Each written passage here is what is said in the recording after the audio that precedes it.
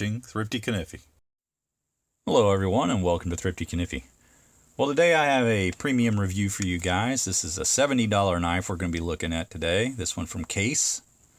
We've got the box here. We'll take a quick look at this. Got the flag logo in the front. Their website information on each side here and on the back.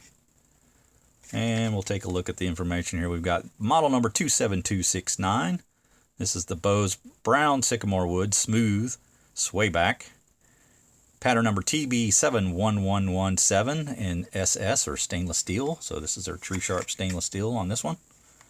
And okay, so we're looking at the swayback. Now the swayback is 3 1/4 inches closed. And like the box said, we have the brown smooth sycamore. So a beautiful handle material there. Really a huge fan of this particular handle material. I kind of been looking for one for a while, trying to pick up one with brown sycamore, and I kind of wanted to try this pattern out. While I'm not a huge fan of the swayback in general, because of its small size, it doesn't bother me as much as like a larger swayback would. But we've got nickel silver bolsters on either end here, brass pins, nickel silver shield. You can see that it does not have anything written on it, and no case embossed in there, so it's just a plain gimp style shield. You've got brass liners, a little bit of gapping here, but I will say it's pretty consistent across the length of the knife, so to me that's not as offensive as if you just kind of get it on one side or the other, or it's kind of wider than that. So just acceptable here. Would like to see it be a little better, but again, like I say, it's not offensive because it seems to be pretty consistent, the length of the knife. It just has a little bit of a swell, and it kind of goes back in at the ends here, but pretty consistent on both sides and not particularly wide, so I'll take it. You can see the back has pretty consistent color and grain pattern as the front, and just truly beautiful handle. The sycamore has just some fantastic grain in it, and I'm just a big fan of it. Got really good transitions. Everything's smooth here. Case usually just does a fantastic job on their handle smoothness and the finish on that, and this is no exception. This is really good. The shield's well inlaid. All those pins are filed down very, very smooth. I don't feel any gaps between the wood and the bolsters, so that's really well done. Again, you got the brass liners.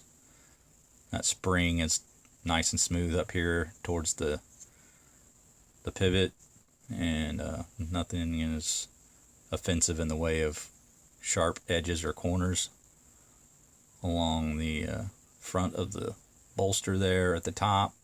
The tang is hidden in there nicely, so it has a nice clean profile. The blade is down far enough you're not feeling the point of that, so that's good. I know RJ had a problem with that with his Stockman that he bought, and no, nothing like that here.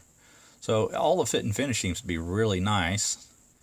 Just that mild gapping on the back is about the only issue. Now, like I said, with $70 knife, $69.99, you want these things to be perfect, and can't say that it's perfect, but it's acceptable. Blade centering, a little leftward leaning, but you can see if I press that, and then it kind of just stays put, and it seems to be centered at that point. But then once you open and close it, it kind of goes back to that position until you do it again. So again, not perfect there. But let's take a quick look at the blade.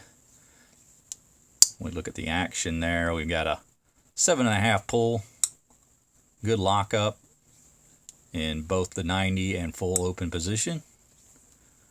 So a positive stop there at the 90 position, and then all the way open. So great walk and talk. No problems with blade wrap or anything like that. And I like the pretty firm pull. You know, it's not a light pull by any means, and it's not too heavy either. So it's right in that kind of Goldilocks zone that I like to call it, that 7 and then 7.5, which is pretty much ideal. But overall shape and fit and finish, just really well done. The thing that I'm not a huge fan of with the Swayback is just the kind of the way it feels in the palm. It just seems a little awkward. I'm always kind of wanting to hold it in the backward position because that seems more comfortable, because that swell goes into your palm rather than conforming to it. But it is a beautiful lines to this knife. You can see within it in the open position. It's just a very attractive design. Just in terms of the comfortability, a little awkward for me. And that's why I've just never been a massive fan of the Swayback. Now, I will say, because of its small demeanor, just that 3 1/4 inch handle length, it wouldn't bother me like a larger Swayback, where you have a larger transition from front to back and it goes even more into your palm. With a smaller knife, you just don't have that arc like you would on the larger knife.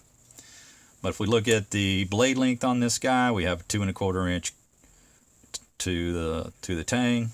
So total length of 2 1/4, and then a cutting edge of 2 1/2.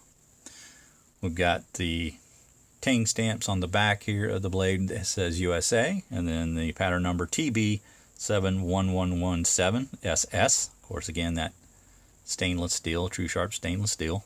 Got a mirror finish on it. We look at the blade grind. That looks pretty even. I don't know if it's probably easier to grind, I would imagine, a straight edge.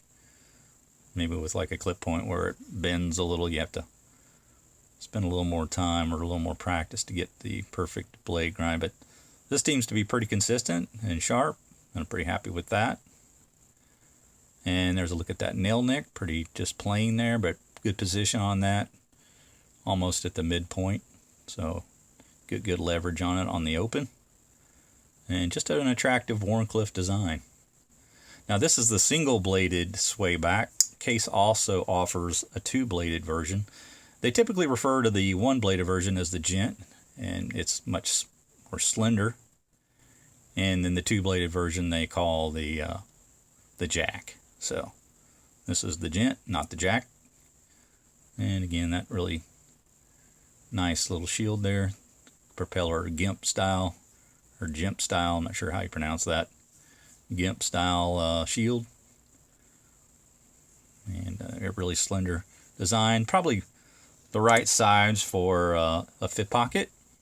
But you could also slide this into a smaller slip. This just happens to be the Rough Rider small slip.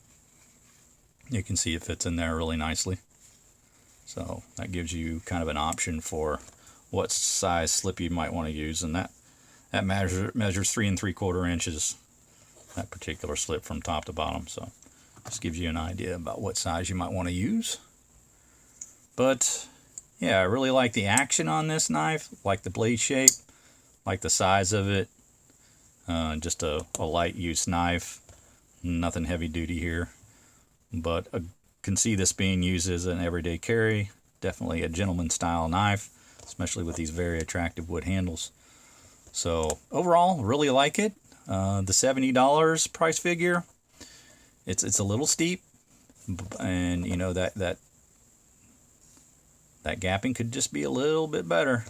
But overall, Tony Bose design, pretty cool to have. You know, some designs by him, and I've got the sow belly as well, which I really like by him. So wanted to try this one out. I think those handles are marvelous. So that's going to do it for my review, guys. I hope you enjoyed it. Make sure you like, subscribe, hit the bell, be made aware of videos when they drop. We'll see you next time. Take care.